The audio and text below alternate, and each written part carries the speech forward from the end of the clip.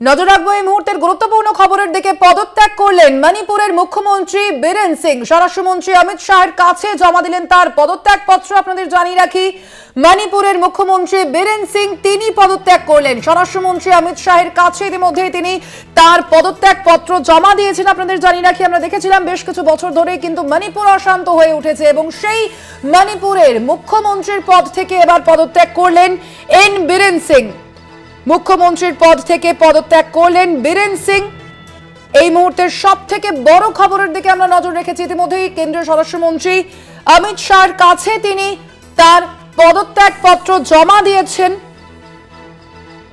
2 বছরের পর আমরা দেখেছিলাম যে 2 বছর ধরে টানা কিন্তু অশান্ত হয়ে রয়েছে মণিপুর এবং এই ক্ষেত্রে মণিপুর নিয়ে বারংবার কিন্তু কেন্দ্র সরকারের যে স্পষ্ট বার্তা, তাদের যে বক্তব্য, সেই বক্তব্য জানতে চেয়েছিল বিরোধীরা বারংবার মণিপুর নিয়ে তাদের সুর চড়িয়েছে এবং যেমনটা দেখা যাচ্ছে যে 2 বছর পর মণিপুরে 2 বছর ধরে যে বিশৃঙ্খল পরিস্থিতি চলছে, এবার পদত্যাগ করলেন মণিপুরের মুখ্যমন্ত্রী এন বীরেন সিং। আপনাদের জানিয়ে রাখি, ইতিমধ্যে স্বরাষ্ট্রমন্ত্রী অমিত শাহর কাছে তিনি তার পদত্যাগ পত্র পাঠিয়েছেন বলে জানা যাচ্ছে।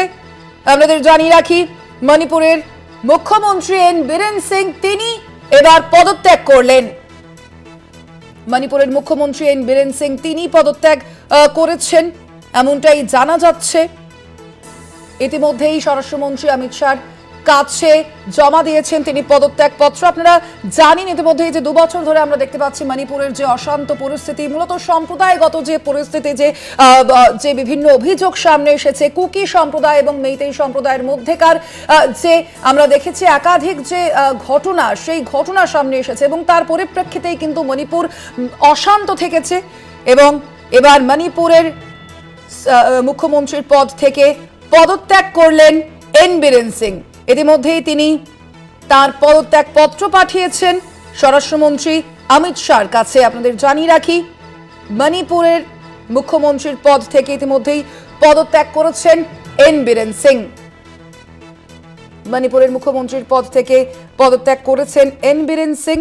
এই মুহূর্তের গুরুত্বপূর্ণ খবরের দিকে নজর রেখেছি আমরা। 2 বছর ধরে আমরা দেখেছি মণিপুরে এই কুকি এবং যে মেইতেই সম্প্রদায়ের মধ্যে যে ঘটনা ঘটেছে এবং শুধুমাত্র তাই নয়, সেক্ষেত্রে বারংবার কিন্তু কেন্দ্রের কাছ থেকে একাধিক বক্তব্য চাওয়া হয়েছে বিরোধীদের পক্ষ থেকে এবং শুধুমাত্র তাই নয়, আমরা দেখেছি যে বিরোধীরা এই ঘটনার প্রেক্ষিতে সুর চড়িয়েছে, কিন্তু এখনো পর্যন্ত মণিপুর শান্ত হয়নি। কি কারণে এখনো পর্যন্ত মণিপুর শান্ত হয়নি সেই প্রশ্ন তুলেছিল বিরোধীরা।